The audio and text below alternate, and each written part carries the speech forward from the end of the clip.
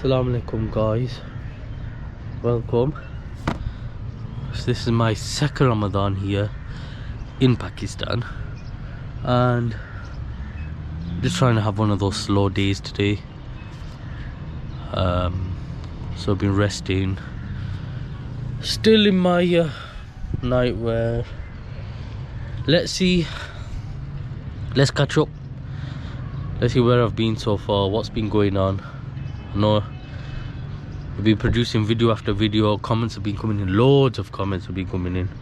Alhamdulillah, the channel has gone through the absolute roof. And let's see what I've been up to. There is a comment that kind of struck me when I read it, so I'll share that with you guys and maybe could discuss that. So what's been happening is we've had guests come over from Pakistan, a lot of them being Myra's friends, right?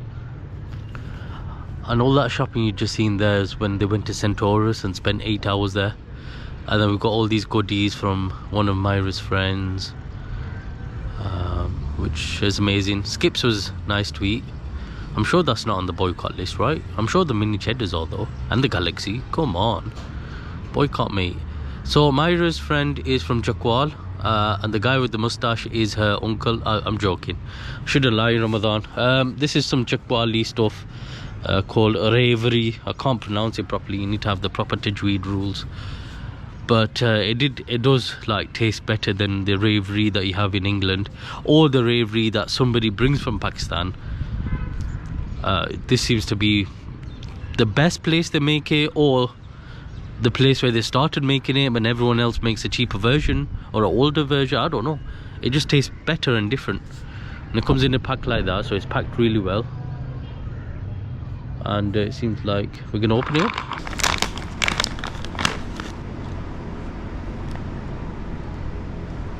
Supposed to show it here. I'll show you. Oh, it is really nice. I can tell that's just one. It tastes different. I can taste the lychee in it. Yeah. They make it themselves fresh. It's happy to. Wow, it really is nice. It's I good. don't normally like it. Yeah. Oh, you don't have this one before. Oh. I'm actually going to eat that. That's good. Thank you. You're welcome. So my mum's here from England. These are my certificates, NLP that I did. And my friend sent this. I don't know what's inside. So whilst Myra is taking 2 hours to open this parcel or gift, she also had a cousin come over as well. She brought a few snacks and well, when I say snacks I mean like biscuits and, well, chocolate biscuits, different types of biscuits in fact, different types of chocolates, all the ones that, you know, we used to eat in the UK and everyone else eats. Alternative whole nut. Alternative to Cadbury. Oh, she's so cute. Oh my god, he sent this as well. Oh.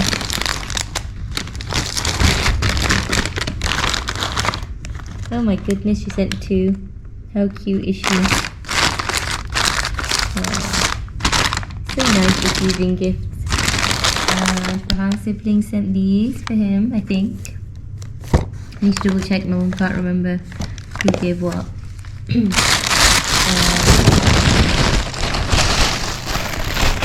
Oh wow, more treats. Yummy. Yummy. These are from Turkey. Where are they from?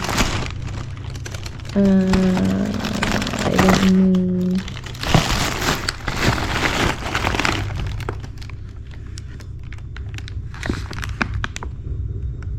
Don't know where they're from.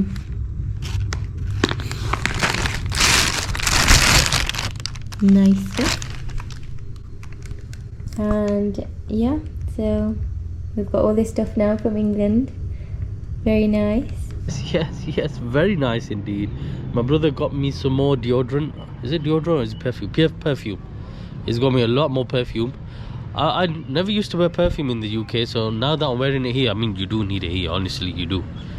In Pakistan, not many people that I come across wear perfume here, but it does make a big difference because of the smell, the damp smell that you get here, and sometimes the pollution, the smog and all that, you know, the sewer smells and whatever, because they have open sewers here, right? So I do wear it now, and my brother's been sending it every year, my mum's been sending them, and it's starting to pile up. So what I'm trying to do is every day I'm trying to wear it. Every day I'm just trying to wear it, and I've got a sinus issue whereby I can't smell very well, so I might have loads on but I wouldn't know. And then when people start moving away from me in the masjid, that's when I know, because a lot of people can't take on strong smells. And I remember when I was younger, around about 16 years old, I used to mix all the different attar bottles together, you know, all the small and big bottles that you get when somebody comes from Umrah or Hajj.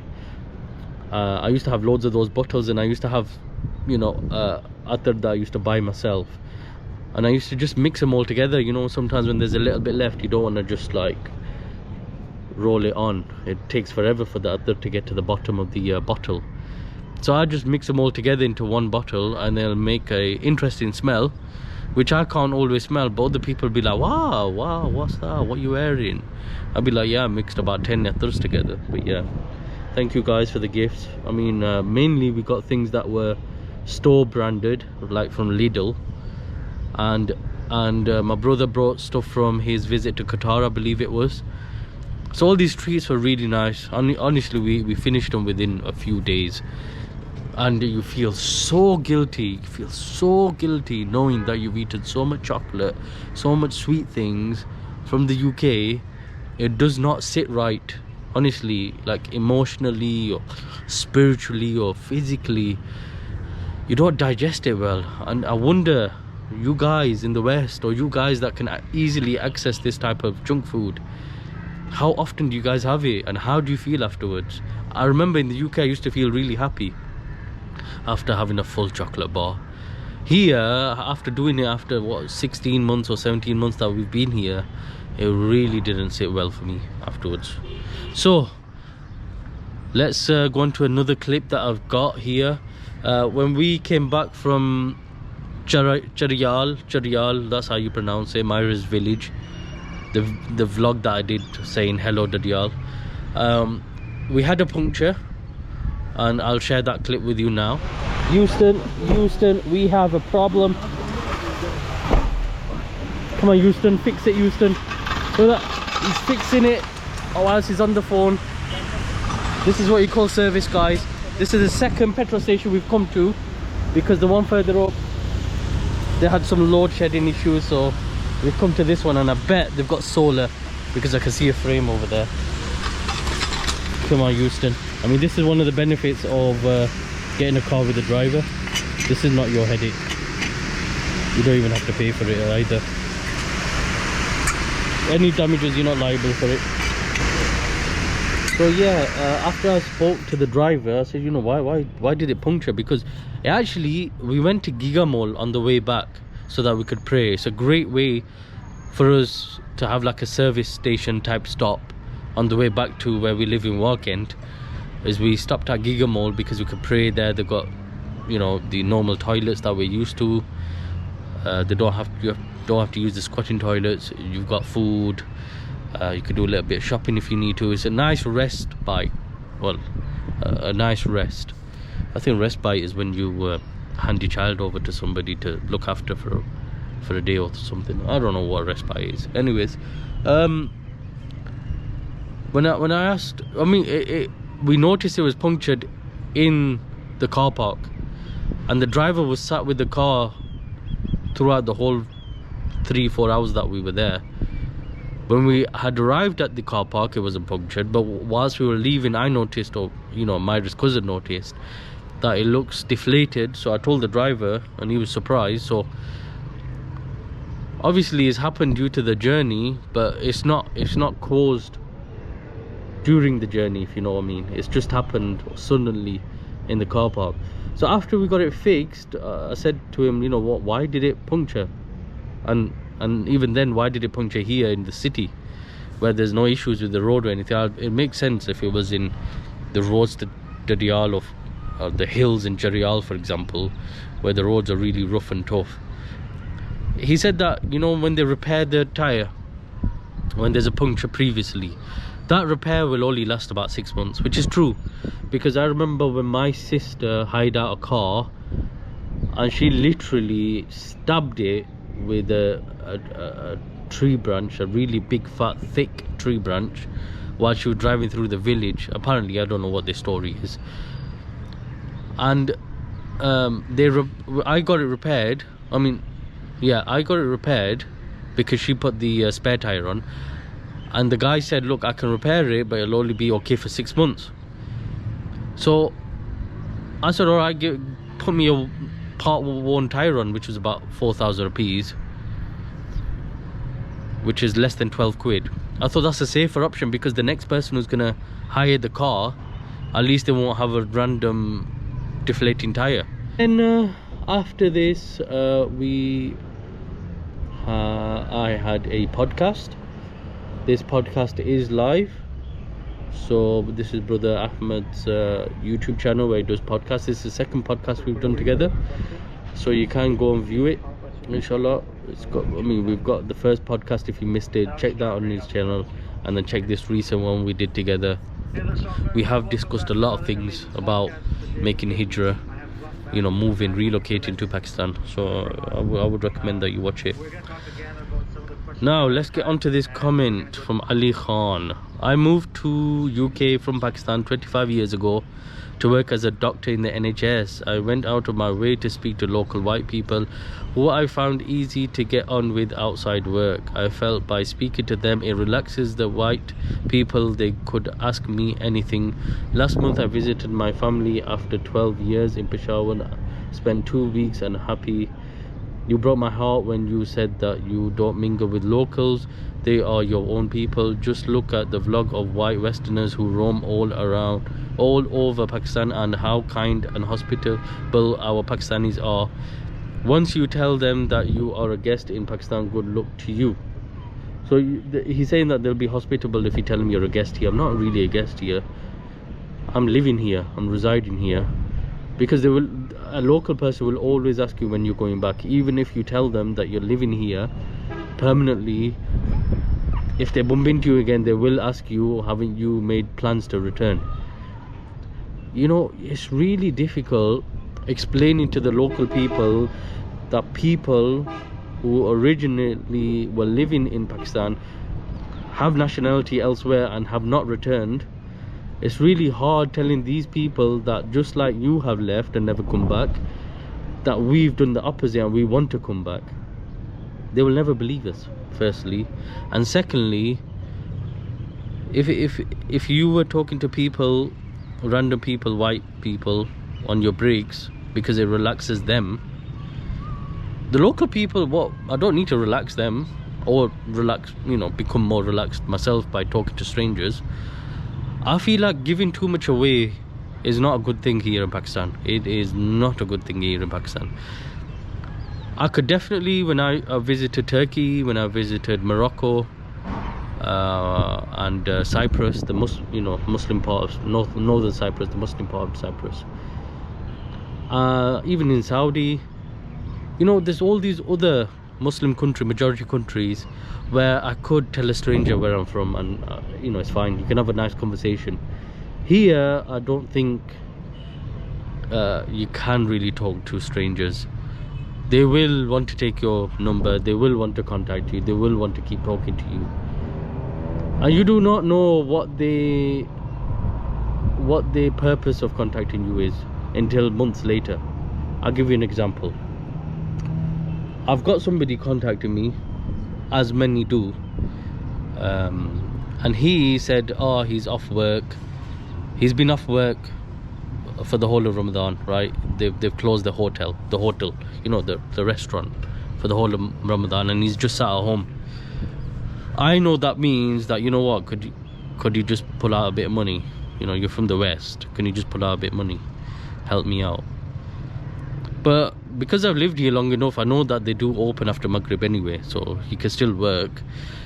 And what has he been doing for the last, he looks like he's in his 20s, it's about 27, I would say.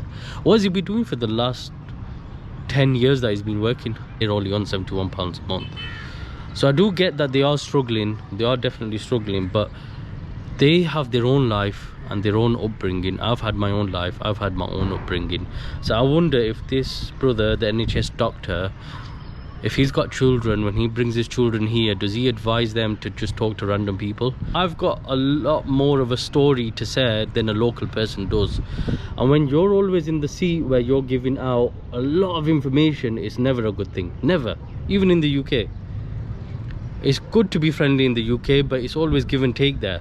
I could just go to a bus stop and I could talk to a random white person, and a lot of the times, just by looking at them, you know they'll respond and it'll be a nice conversation. Thank you for your comment, Mr. Doctor, NHS Doctor.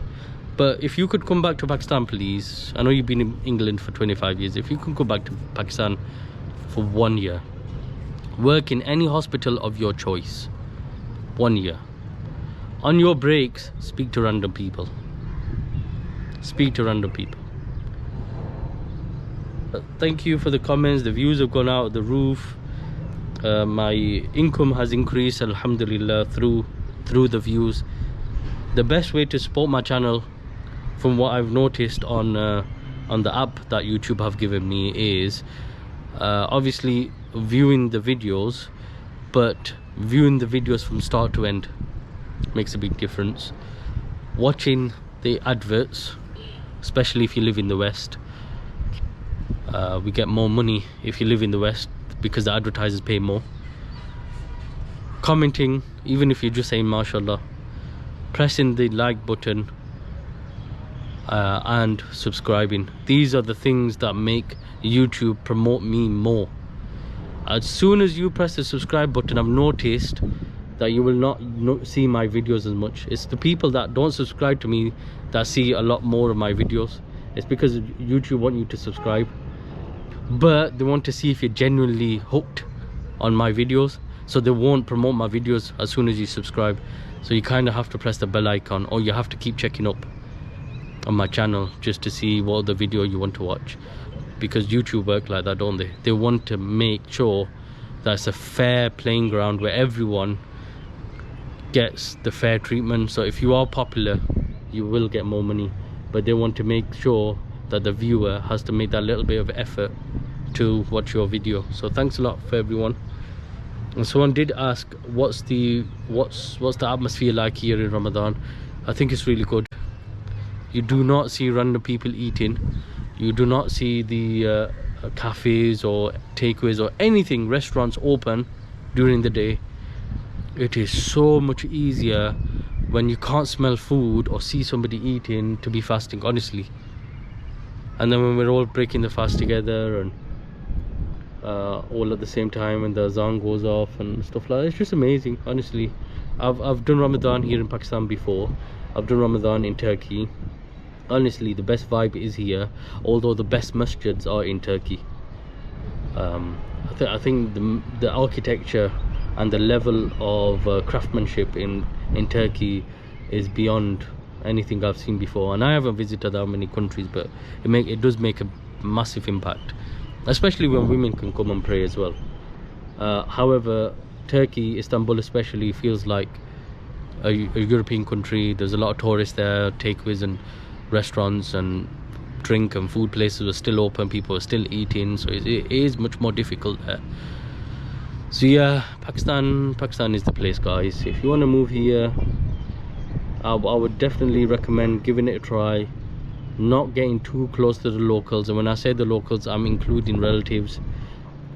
I am due to do a video on conspiracy theories, on relatives, and how they play tricks behind the scene, on taking land, taking property, getting certain marriages sorted out, how they play all these tricks behind the scene, because people have been emailing me and telling me their own personal stories. I have my own stories to share. My wife Myra has stories that she's told me, so it'll be good to get it all into a series of videos. I don't think I could cover it in one video, but if you want your story, obviously it'll be anonymous. If you want your story to be part of the conspiracy theories, then please do send it. You know, when did your family take your land without you realizing? How did they do it? Did they cleverly get somebody married into your family? Do you all of a sudden don't want to visit Pakistan and you don't know why? Do you come to Pakistan and get ill straight away? Do your family warn you that you're going to be kidnapped? People know that you're here, people know that you're foreign. But yeah, I've got a whole list of stories and they're all matching. So if you want to add your stories on, then email me as detailed as you want. It will remain anonymous, and I will add it on to my conspiracy theories series, which I'm looking forward to, because I've been building these stories up for a while now.